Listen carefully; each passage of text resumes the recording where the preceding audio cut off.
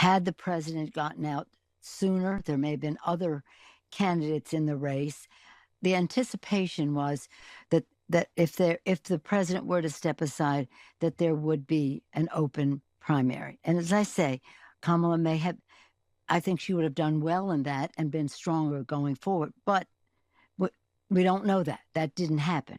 We live with what happened. And because the president endorsed Kamala Harris immediately, that really made it almost impossible to have a primary at that time. If it had been much earlier, it would have been different. So there's a lot of infighting going on right now within the Democratic Party. And in some cases, it's not necessarily even fighting. It's just that people aren't really on speaking terms anymore.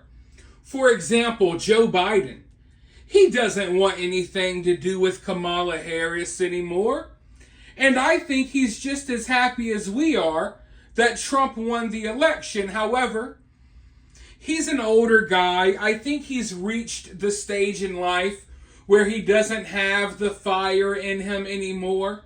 I think he's upset by what the Democratic Party did to him, but I don't think he's necessarily filled with rage, at least in the way that Jill Biden is. Listen, I know that Joe Biden does not like Kamala right now, and he's upset at the Democratic Party, but Jill Biden, oh boy, she absolutely hates Kamala. And she is really bitter about what they did to Joe. I can tell you that for a 100% fact. And when it comes to Nancy Pelosi, you know, she was the leading voice to get Joe Biden to step down. They looked at the poll numbers.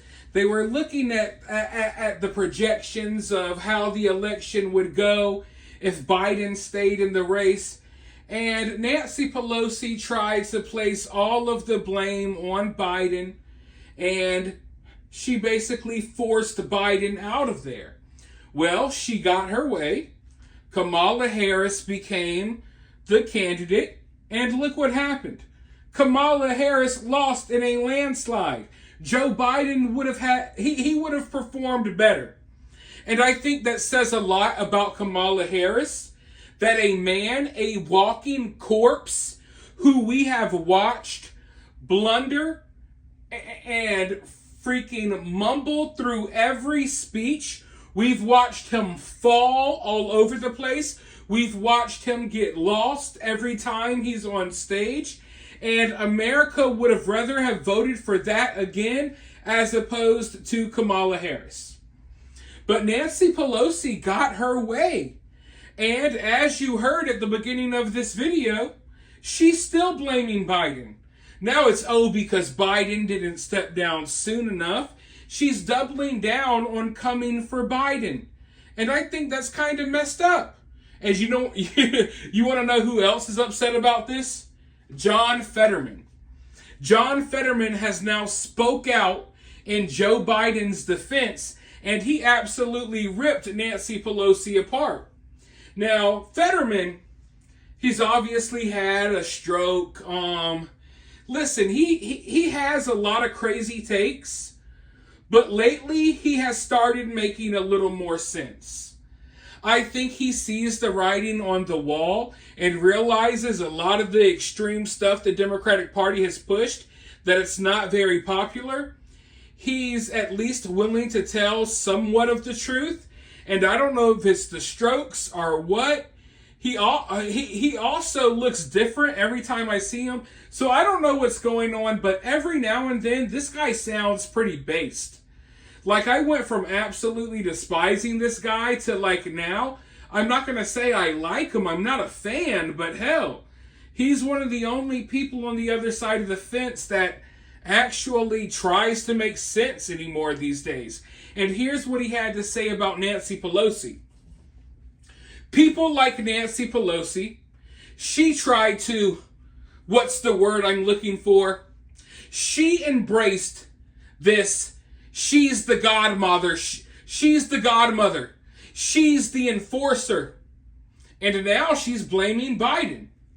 Well, you can't have it both ways. You got what you wanted, and now you're still blaming Biden.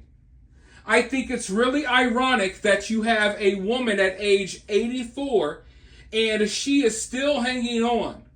Why not give a younger generation an opportunity to occupy that seat? Well, I have an answer for you, Mr. Fetterman. She's not going to step down. She's going to continue hanging on because she is so good at making so much money in the stock market. That's why she's not going to leave this job. And listen, I thought that Nancy Pelosi was going to retire. Weren't they talking about that not too long ago? I mean, maybe some months have passed, but I thought like we were done with Nancy Pelosi. But no, she's not going anywhere. And this is the woman that got Biden to step down because Biden was too old, but she won't step down herself. Now, what I think needs to happen is someone needs to take her behind the barn in the way that they took Joe Biden behind the barn. The old Yeller treatment. And I don't mean that literally. I'm just saying that, hey, you know how they forced the Joe Biden out of the election? I think that someone needs to sit down and have the conversation with Nancy that, hey, it's time to go. It's time to go. Why are you still here? And why do you have so much power? I mean, really think about it. Really think about it. She's one of the most powerful people on that side of the aisle. An 84-year-old bitter woman that's been conning America, getting rich off the stock market, who was getting her hair done as she told the rest of America to stay home during the lockdowns. I mean, she's despicable, and she just won't go away. But for now, let me know what you think about this down in the comments below.